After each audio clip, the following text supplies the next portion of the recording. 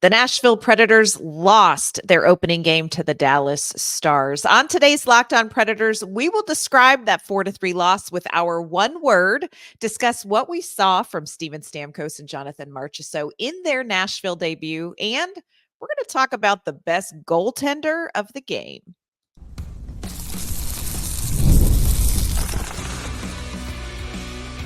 You're Locked On Predators, your daily podcast on the Nashville Predators, part of the Locked On Podcast Network, your team every day.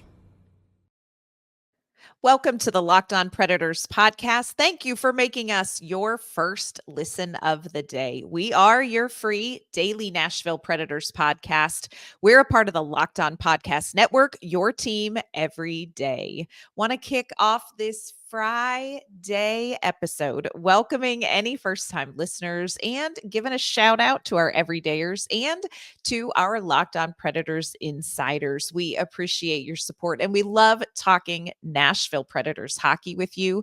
I am Ann Kimmel. I'm a writer with Penalty Box Radio, and my friends, I have a partner in crime. You do. I'm Emma Lingen, and I'm the Predators site editor and reporter for the Hockey News. Well, it was not the result Preds fans were hoping for as the Dallas Stars skated away with a 4-3 win last night at Bridgestone Arena. We're going to talk today about what we saw in the first game of the season for a very new-looking Predators roster, and we're going to talk to you about that one factor that could have changed the final score. Before we dive into all of that, want to let you know today's episode is brought to you by FanDuel. Place your first $5 bet and you'll get started with $200 in bonus bets guaranteed. Visit FanDuel.com to get started. Okay, Emma, I just want to put this out there for anyone watching on YouTube. It is very evident in today's video who was at the game professionally and who got to watch the game from home last night. Emma, for those of you who may be just listening to the podcast, Emma is in her business outfit, having worked the game last night. I actually didn't have to work the game last night, which is the first time in a long time. I went over to my son's house and held my son's German Shepherd dog on my lap and watched the Nashville Predators, which was great. So I'm here. I think I would have rather done that, frankly, but that's all right. Yeah, it was a different experience getting to kind of sit at home in my sweatshirt with my German Shepherd hair, all covered sweatshirt and watch the game. But what a game it was. This was a game that had a lot of ups and downs to it, Emma. And before we dive into the details, want to kick off this recap the way we kick off all of our recaps here. And that is with one word to describe the game. So Emma, I'm going to let you take the floor first on this. What is your one word to describe the 4-3 loss to the Dallas Stars? I think I'm going to go with promising. It wasn't a bad loss, I don't think. They had one bad period, which ended up costing them. But overall, if you look at the game as a whole, the vibes were good. You liked what you're seeing. And the thing with, it's the first game and there's so much new on this Predators team, and you shouldn't expect them to have it all figured out day one. Right. So considering it was day one, considering it was against a very challenging opponent, and considering the way, honestly, they played the first and the third periods, I would say things are looking pretty good. I would agree with that. And I love hearing it from you because I say this with love. You tend to be the podcast pessimist. So it's good to hear you saying promising. I kind of felt that way too. There were definitely ebbs and flows in this game in moments where you were like, ooh, that second period was a little rough. But I did feel like we could come away from that game feeling like, okay, this Nashville team is closer to where we need them to be than I maybe thought they would have been coming out of preseason. My one word, ignition. Not going to lie, I like fast cars, and I had a Dodge Charger RT before it got totaled. And every so often I would turn the key and it would just click, click, click, and I'd be like, now I know there is nothing wrong with this car. Like, I just need this to catch and we're going to go. And it would click, click, click. But I knew if I just was patient enough, one of these times I would turn the key and that Hemi V8 engine was going to roar to life. And that's how I feel like the Predators left me feeling after this game. Like, no, we didn't take off. Like, we weren't doing 80 on two wheels in game one, like I would have loved. But the signs are there. Like, this engine is going to catch. And when it does, this Predators team is going to be very threatening. This was a game, I think, that leaves you feeling encouraged. Would have been great to beat the Stars, not going to lie about that. But the Predators, I think, did a great job. I think they outshot the Dallas Stars. I think we saw some good things from them on the power play as well. Did get some one words from our insiders. And it's interesting, Emma, great minds, I think, tend to think alike. Dustin said, my one word is whiff. So many missed shots. Frustrating to watch. The Preds got so many opportunities, but failed so many times. Another insider said, after 2 periods, I was going to go full pessimist like Emma and just go Lankinen with the broken heart emoji, which I did last week. After the third, my one word, promising. Look at that. I promise that wasn't me texting the insider, the insider Being number. the own insider. my burner account. So I think, this was a game, like I said, with, good, some good moments and some bad moments. First period, I thought it was a great start out of the gate for Nashville. And they were able to kind of consistently keep that going. The second period, what was it in the second period that wasn't working as you were watching that game, Emma? They looked a little sleepy. They got on their heels a little bit, I think, in the second. And even I would say in the, very, very early going in the first, kind of the same, but they got that first opportunity on the power play in the first period. And even though they didn't score on that particular power play, it's like it woke them up. It was a chance, it was an opportunity. And then they really kind of started clicking and everything was going. And then it just seemed like they came out very flat in the second. Yeah. And yes, Philip Forsberg did score a goal on the power play, a very nice goal on the power play in the second period, but they also gave up 4 goals to Dallas all in that period. And I need to say something here. Say it. Everyone calm down about Scott Wedgwood. Girl, calm down. Coming. You know it's coming. Calm down. Oh, it's already come. I've already seen it on social media. So like everyone relax, because first of all, they weren't all his fault. Second of all, the Predators until the end there did not exactly give him a ton of run support, and they all acknowledged that. And it was just, you hate to say it. You don't want to make excuses or anything like that, or just be like, it's just one of those nights. But you know what? Sometimes it is just one of those nights. And they made it very interesting at the end against Dallas, who, again, like, very challenging opponent. So, at one point it was very much looking like it was going to end up being a 4-1 game. Yes. And it was 4-3. Like, to me, that's good. Like, that's progress. They actually made an effort. Like I said, they came back in the third and they were more on their toes a little bit. I also think Andrew Brunette made an important switch that I don't know if everyone noticed, but coming out for the third period, he swapped Tommy Novak and Colton Sissons. So, which is something that we have talked about before, would be a possibility. Colton Sissons, Mr. Potato Head, going to go anywhere, and you know what you're going to get from him, and he's going to be able to fill any role for you. And that is exactly, minus the Mr. Potato Head part, but that is almost exactly what Andrew Brunette said after the game. I would love to see Andrew Brunette refer to Colton Sissons as Mr. Potato Head, but go ahead. Oh, he's like, you're I asked him about it after the game, and it was like, well, you're trying to spark something. You're trying to make something happen. And it wasn't like, oh, Tommy looked awful or Sis looked awful Right. and we had to switch it up. It's like, no, clearly they fell flat in the second. Let's try something here to mix it up a little bit. And so immediately, almost immediately after Novak goes down to that third line, boom, scores on the breakaway.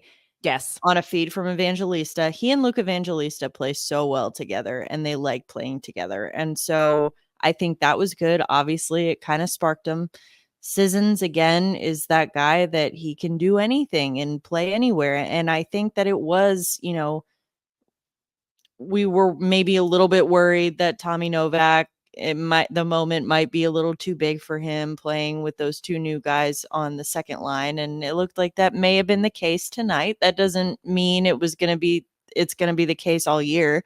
But it's good that you have that option and that kind of depth. But again, Dallas is a really, really good hockey team. And Jake Ottinger, my lord, was he locked in. Yes. In Yes. this game. And there were so many, you talked about the chances. There were so many chances, so many high danger chances. The opportunities were there. And it again, outside of the second period, really not even the whole second period. I would say like the first 10 minutes of the second period. Outside of that, the Predators looked very good. They did. They did. This is a game that I feel like, even though you want that win, especially against Dallas at home for the home opener, this is a game where I feel like fans should be able to walk away saying, okay, I can see it. I Yeah. see what's really there. Coming up, we're going to talk about some of that new that we want Predators fans to see. How did Jonathan Marchessault and Steven Stamkos do in their debut? And yes, we're going to talk a little bit more about the goaltending. This episode is brought to you by our friends at Indeed. Just like your favorite sports team, we are all driven by the search for better. But when it comes to hiring, the best way to search for a candidate isn't to search at all. Don't search, match with Indeed. If you need to hire, you need Indeed. Indeed is your matching and hiring platform with over 350 million global monthly visitors, according to Indeed data, and a matching engine that helps you find quality candidates fast. And Indeed doesn't just help you hire faster. 93% of employers agree Indeed delivers the highest quality matches compared to other job sites, according to a recent Indeed survey.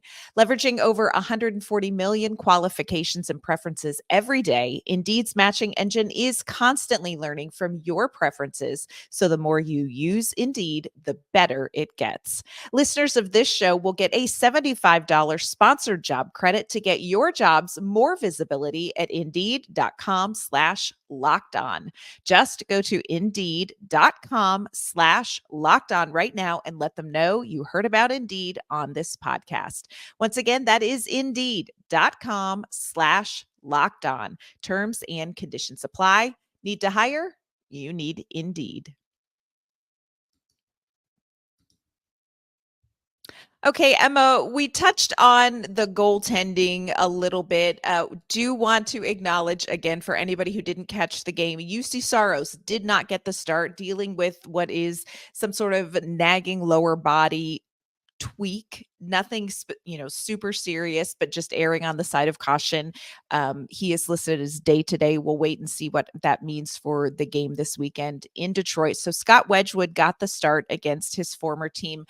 Had an interesting conversation earlier in the week on the Penalty Box radio show on 102.5, the game on Wednesday nights at 8:00, in case anybody is wondering. And we had Chris Mason on and got a chance to ask Mace about goaltending in a new system. And he was talking about that as well. Like, you read things differently, it looks different. There's also the element of you have defenders in front of you who you aren't used to playing with. So you can't necessarily predict what the defenders in front of you are going to do too. So it was not an ideal outing, I would say, for Scott Wedgwood, but it wasn't horrible either. And I will say this, the Predators not named Scott Wedgwood probably need to take a little bit of responsibility for the fact that there were 2 goals scored 19 seconds apart in that And that they did take responsibility for that post game. Yeah. Absolutely. Yeah. That is that Andrew Brunette next shift. What are you doing the next shift after a goal, whether it's scored on you or you score? And that next shift, maybe not so much on that next shift. But when you look at Wedgwood, you're saying you're seeing and it's there. You don't have to look far. You're seeing some people kind of worried about this. I don't know that I walk away from this game saying, man, Scott Wedgwood, he's not going to be able to do it. I think this is another player who is adjusting as well. Yes. And that's the thing, is that people are so impatient.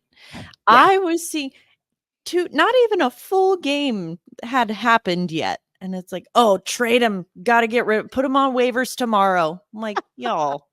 That first of all, that's not happening. Second of all, slow your roll. Yeah, like everyone just calm down. And again, it's like, why did people are saying right now, oh, like letting Lankinen go was Barry Trotz's biggest mistake as a GM. And it's like, okay, all right.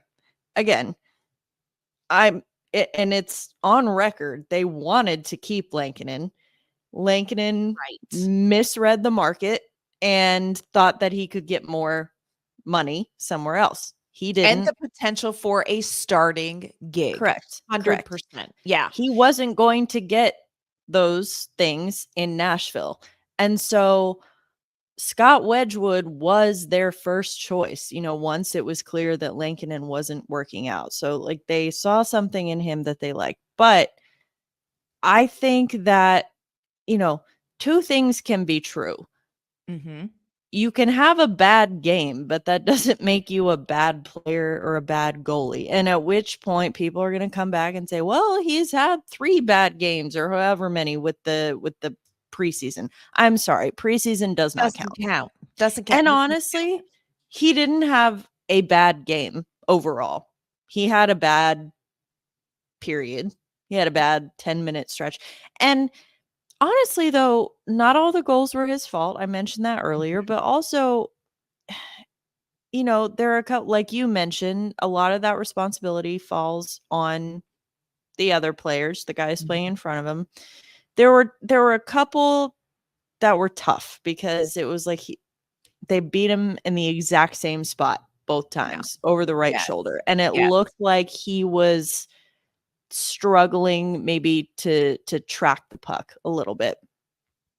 But I think to me, what is important is how he kind of, like he said, next shift. What do you do after that? And it's like he comes back in the third period, and between that and the goal support he was getting from his teammates that kept the Predators in the game, made it interesting up until the very end. Yeah. Up until the very end. And let's be honest, like I said earlier, the best goaltender, 48 inches tall and skinny as a rail, because it was 2 shots off the post at the very end of this game that could have taken this game into overtime and who knows what.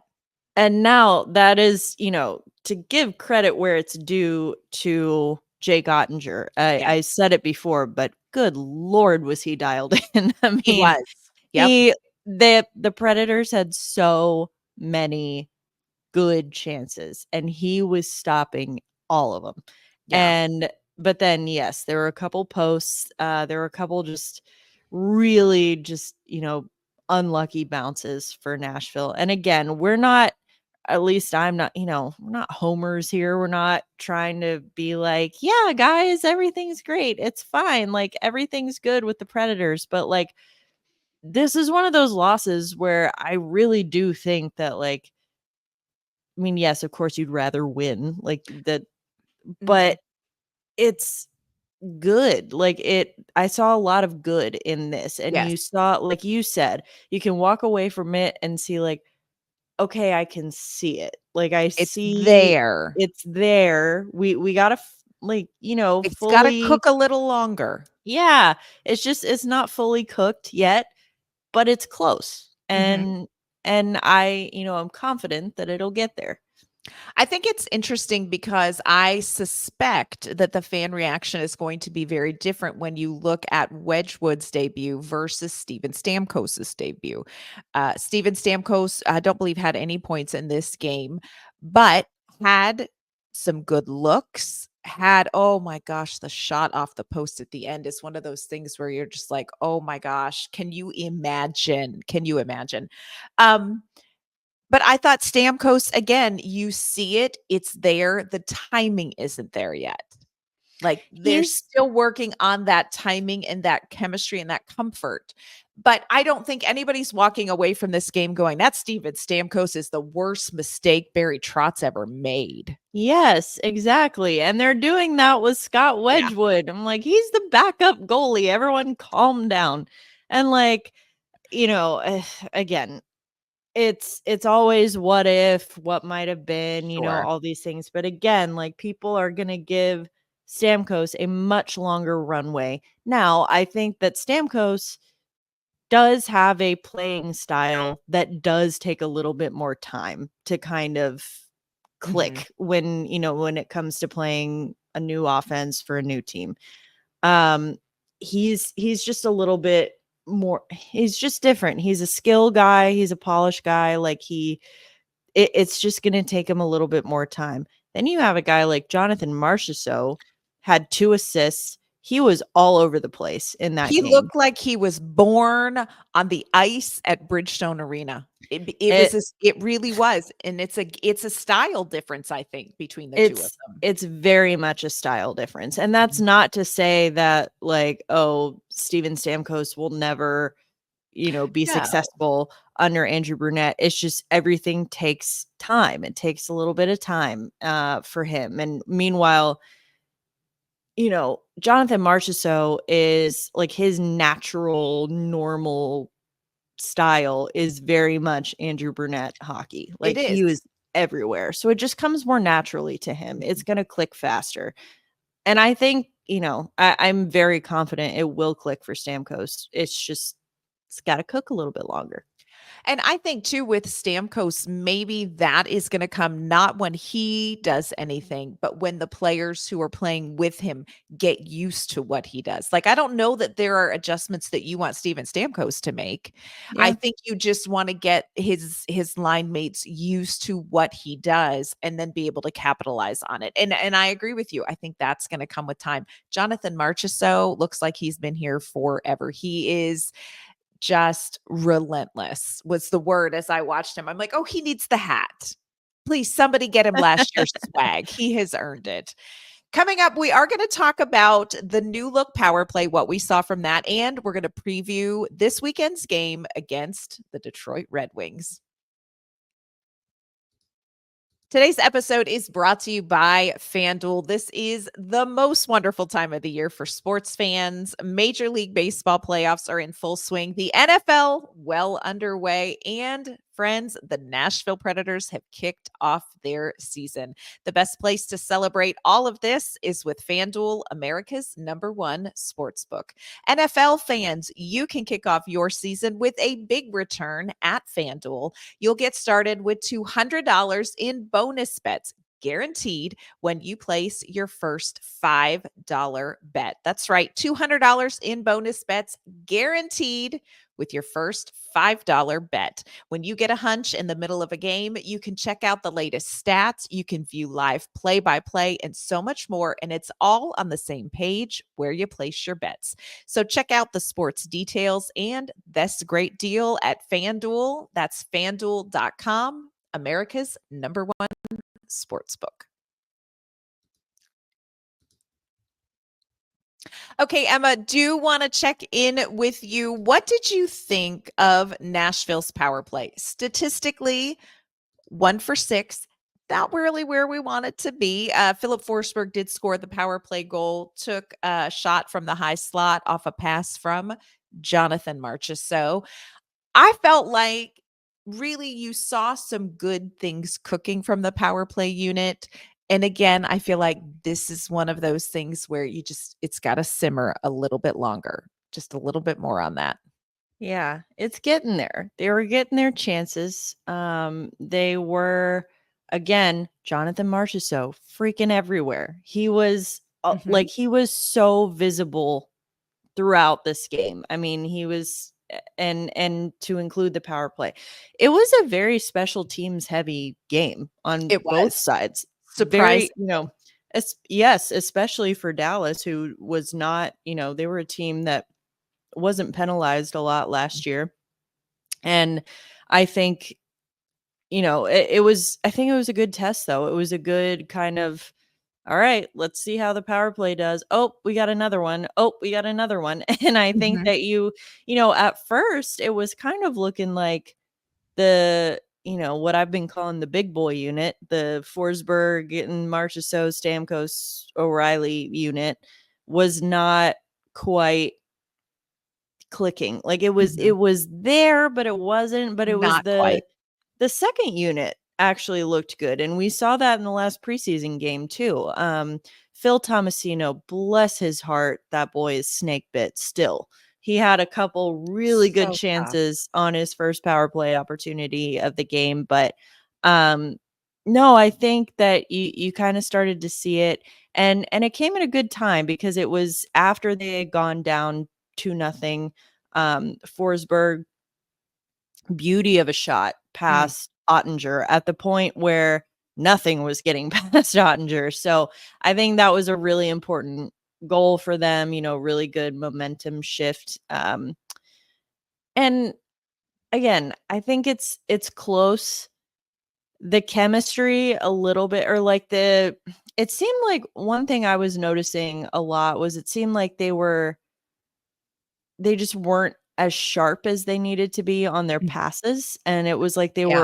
they were overshooting each other, a little bit, and so that made it look a little sporadic, like they're scrambling for pucks a little, and I think that it's just one of those things that it's like you see the vision, it's just not quite polished yet, and that's Yeah. okay for game 1. Again, I'm at this point, it's been 1 game. I'm not freaking out about anything. Like, there's No. nothing that really stands out to me that like, "Ooh, this is a problem." Yeah. I love that you mentioned Phil Tomasino because one of the things that I noticed in that game was yes, little snake bit there, bless. But this was a season where I feel like Phil Tomasino really has to kind of get it done. Like it's got to click for Phil Tomasino. And in this game, for the most part, I felt like this is a player who was in on the action and you could see his skill. He's got high skill, but you also really saw him pursuing the puck and playing the way Andrew Brunette has been talking to him. And so I liked what we saw from Phil Tomasino. It's again, this is one of those things where you're like, just needs to simmer a little bit more.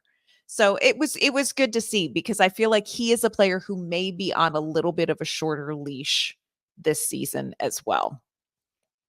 Something to think about. Now, look, here's what's real. The Predators don't have a lot of time to stew about this. They are headed to Detroit for a Saturday evening game. Detroit also played last night. They lost 6-3 to the Pittsburgh Penguins, which I just want to throw this out. Little bit of trivia.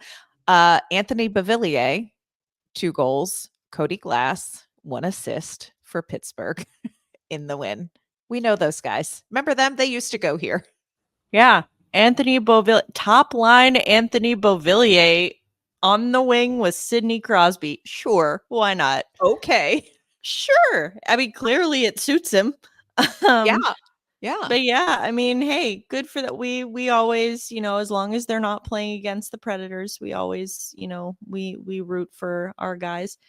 But no, I think that it's going to be a good test for them Mhm. because Detroit is now 0-2. They've played twice. And I think that they're a team that is kind of, I would almost say they're sort of where Nashville was 2 years ago, like 2 seasons ago.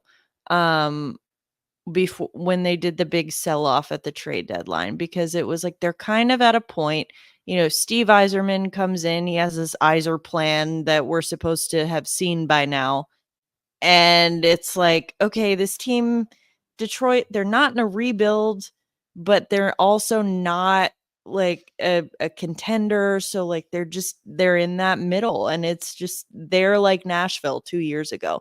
And Yeah. so I think that for Nashville to prove that they have taken steps forward, I think this is going to be a very important test for them. I wonder if Detroit wants to borrow the word retool because it became very popular. Competitive rebuild. Yes. Competitive rebuild. Let Or us help not you not with not the marketing and linguistics, Detroit. yes. Reset. It's not a rebuild, it's a reset. Yes, Yes. David Poyle is available for a marketing consultation on that if they need it. But no, Right. I think that it's they're in a tough spot, but Yeah. because of that, they are very much going to be in prove it mode. And so I think that they, even though yes, they're 0-2 and the like on paper, it looks like a very winnable game for Nashville. I think those are the ones that you need to look out for the most. Those ones can get you. I will say this with Detroit, it's not that, they don't have a couple of really good weapons. They have Alex DeBrincat. He had 2 goals in the last game. Lucas Raymond, nice little young sprout coming up, had a good game. They got Vladimir Tarasenko, so they have weapons. Here is where I'm hoping Saturday is helpful for the Predators.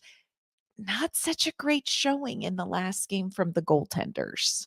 Ville Husso was pulled in the second period, had a 714 save percentage. Cam Talbot, 857 save percentage by the end of the game. So a little bit of a rough outing for their goaltenders. We will see. We don't have any word yet from the team on whether UC Saros will be in net, whether we will see Scott Wedgwood or friends Matt Murray, not that Matt Murray, the other Matt Murray is also here in Nashville as well. So going to have to wait and see who they have in net. But this may be a really good chance for the Predators to put some of those same shots on net that they did against Dallas and maybe have a different outcome because Jake Ottinger will not be the walrus in the Progressive commercial in net that Yes. night. And maybe the post will have mercy. I hate the sound of the puck on the post. I call it the sound of failure. It's just the sound I hear when I screw up. Just it's that ding. But yeah, Nashville Predators, they are going to be facing off against the Detroit Red Wings. That game is at 6:00 in Detroit. So a little bit earlier of a start time for that game as well. Emma, we have come to the end of the week. We have come to the kickoff for the Nashville Predators season. We want to wrap up this episode. You are still feeling pretty good.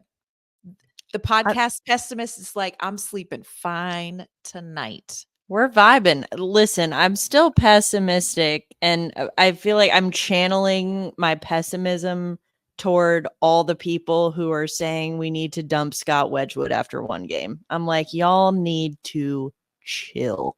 Like that's where all my negativity is going. I'm like, you people, you're exhausting me right now. But no, honestly, and look, I have not hesitated to criticize this team in the past, and I will not in the future. But I'm being honest with my assessment of what I saw. Like, it wasn't all pretty. The second period was not good. But overall, I liked what I saw. Yeah. I felt pretty good about this opening night, especially against a team like the Dallas Stars. So let's see what the Predators do on Saturday against Detroit. And then we will be back here on Monday. We're going to recap that Detroit game, let you know what happened, what we thought of it. And then we're also going to take a look ahead on Monday's show, tell you about the big storylines coming up in the week for the Predators as well. So make sure you jump back here on Monday morning for that episode. Before we sign off for the week, Emma, let everyone know where they can find you and your work. You can find me on social media at Emma_Lingen, and you can find my work at the Hockey News. And you can find me on social media at ANK_Mama on Ice. You can find my work at Penalty Box Radio as well. That is going to do it for this week's episodes of the Locked On Predators podcast. Thank you for making us your first listen of the day. We're going to be back on Monday with an all new episode. We'll see you then.